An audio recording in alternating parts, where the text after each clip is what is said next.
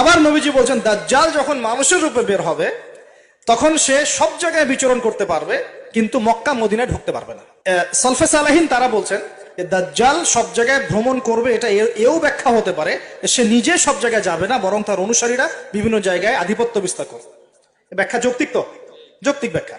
এরপরে যখন সে মদিনায় ঢুকতে পারবে না, দেখবে যে এখানে ফেরেশতারা একদম খোলা তরবারি হাতে দাঁড়ায় আছে, ঢুকতে পারবে না, তখন সে মদিনার কাছাকাছি একটা জায়গায় বসতি গাড়বে, গেড়ে তার অনুসারীদেরকে আহ্বান করবে। কিভাবে?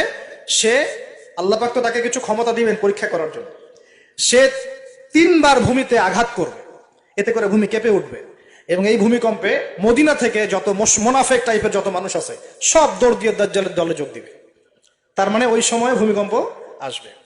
আর কি, এবার নবী সাল্লাল্লাহু আলাইহি ওয়াসাল্লাম বুখারীর এক হাদিসে বলছেন, আবু হুরায়রা রাদিয়াল্লাহু আনহু থেকে বলছেন, তিনি বলছেন যে লা তাকুমুস সাআ, কিয়ামত ততদিন পর্যন্ত হবে না। এই হাদিস দুটো একটু মনোযোগ দিয়ে শুনুন। কিয়ামত ততদিন পর্যন্ত হবে না যতদিন পর্যন্ত না ইউকবাদুল ইলম, জ্ঞানটাকে উঠিয়ে নেওয়া হয়। জ্ঞান কি হয়? উঠিয়ে নেওয়া হয়। নবী আরো বলছেন ইউকবাদুল ইলম ওয়া তাকসুরু জালাজিল, এবং বেশি বেশি ভূমিকম্প না হচ্ছে। 2 নম্বর কি?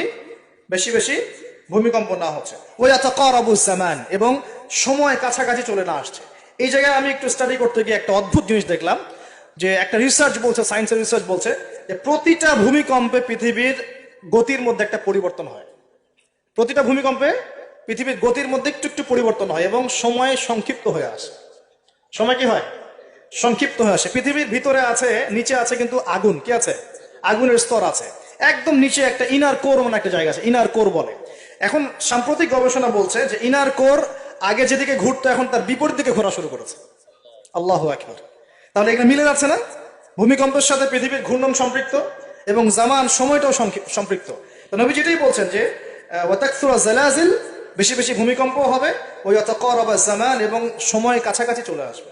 অন্য হাদিসে আসছে বছর যাবে মাসের মতো, মাস যাবে সপ্তাহের মতো, সপ্তাহ যাবে দিনের মতো। তিনি আরো বলছেন ওয়ায়ুজহারুল ফিতান, এবং সমস্ত রকম ফিতনা ফাসাদ দেখা যাবে, দেখা যাচ্ছে না? এবং ওয়াল হারাজ, এবং বেশি বেশি হত্যাকাণ্ড হবে। সাহাবীরা বলছেন যে ওয়াল হারাজ ইয়া রাসূলুল্লাহ, হারাজটা কি ইয়া রাসূলুল্লাহ? তিনি বলছেন আল কতল, হত্যা, হত্যা, গণহত্যা, এগুলো হচ্ছে হারাজ। এবং তোমাদের ধন সম্পদ বাড়তে থাকবে, ফায়াফিদু, ধন সম্পদ উপচে পড়বে। এখন এখানেও পেলাম যে ভূমিকম্প কিয়ামতের অন্যতম কি আলামত। আরেকটা হাদিসে নবীজি বলছেন, আর 2টো হাদিস বাকি আছে আজকের মতো।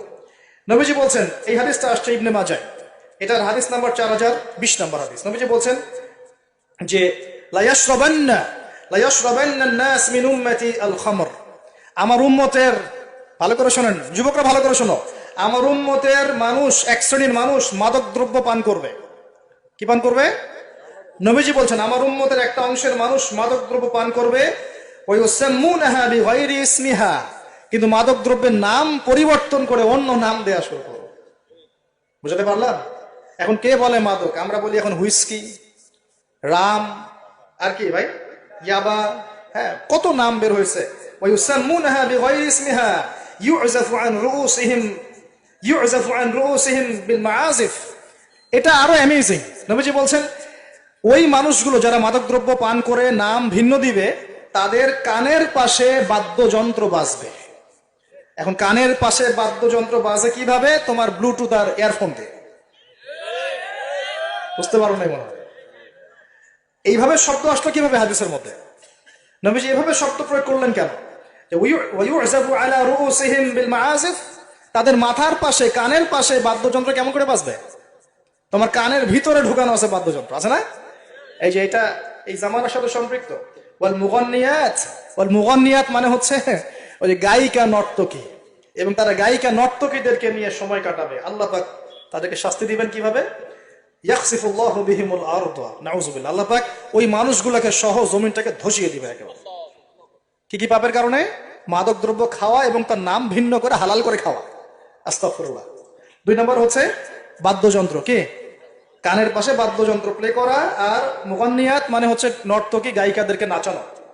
আল্লাহ পাক একটা শাস্তি দিবেন, ওদেরকে সহ ভূমি ধসিয়ে দিবেন। আরেকটা শাস্তি আছে, ওয়ায়াজআলুল্লাহু মিনহুমুল কিরাদাতা ওয়াল খানাজির, আল্লাহ রাব্বুল আলামিন ওই মানুষগুলোকে বানর আর শুয়োর বানিয়ে দিবেন। নাউযুবিল্লাহ। এগুলো কি মিথ্যা না সত্য? সাদাকাল্লাহুল আযীম ওয়া সাদাকা রাসূলুহুল কারীম। আল্লাহ পাক সত্য বলেছেন, তার রাসূল সত্য বলেছেন।